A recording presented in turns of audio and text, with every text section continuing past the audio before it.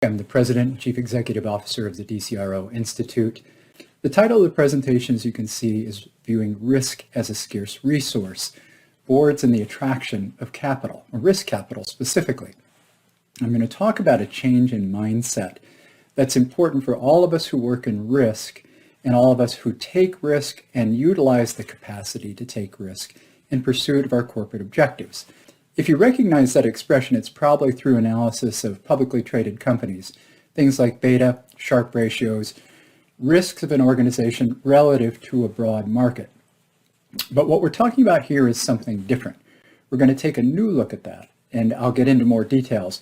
But it's important, again, to reframe our mind about what firm risk actually is in a forward-looking dynamic as opposed to a backward-looking dynamic, which is typical of most risk ratios around publicly traded companies, minimizing firm risk or utilizing firm risk. I think the assessment is, do we have complex relationships that determine our success?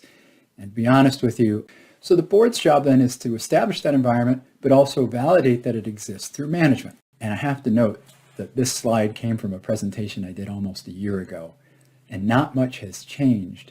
If that's our focus on risk, we're really not going to make much progress because risk isn't going to change that much in the negative sense. How we respond to it, how we utilize our capacity to take risk, how we look at risk going forward, particularly things we don't know about, that's going to determine our success. So in his view, and I agree with this, I think it's a really important change in mindset. And the last thing I'll say about this is that this notion of firm risk and risk generally and risk capital allocation should become part of the everyday discussion at business. What we've found is that as human beings, if we're presented with the possibility of large losses, we're only going to be interested in taking risks that offer 2 to 3 times the gain of that perceived loss. All of the people who are pictured here, all of the entities that are pictured here have lines connecting them. That means they have influence over the value of Kevin Bacon as an actor. You can substitute his name out, put your corporation or your organization's name in the middle, and you have a social network just like this. These are coupon payments or cash flows off of that debt. Anyway, now this discount rate is driven by a number of things, which include our expectations around risk, and it's primarily the risk of being disappointed. It's pretty simple, pretty straightforward, but universally true. So we use the capital, take risk in pursuit of our goals, and we hope that we're good at doing it. So I'm interested in 1 year forward, feed forward, the distribution and the shape of the distribution of those possible returns. And I'm going to talk about that in just a second.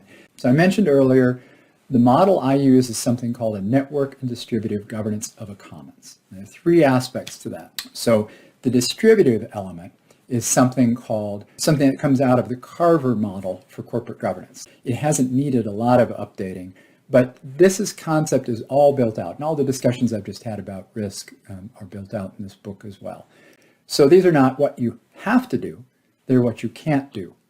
You're allowed to do anything within those rules, anything within your bowl in pursuit of the goals that have been set for you. And the second thing is this idea of creating a market for risk taking. And this is where some of the analytic people who are watching today will have a big role. When we allocate the ability to take risk, so if we're competing in the open market to get human capital and financial capital, we should have competition within our companies to create that. So that's, again, the distribution of capitals. That's the distributive part of this. So you saw the picture out of Kevin Bacon, his social network, our social network. There are ways that we bring this in through stakeholder committees and engagement of these capital providers who are stakeholders. It's this functional response to surprise that helps to truncate the left side of the distribution. Creditworthiness, obviously we communicate that out to the people providing us with financial capital.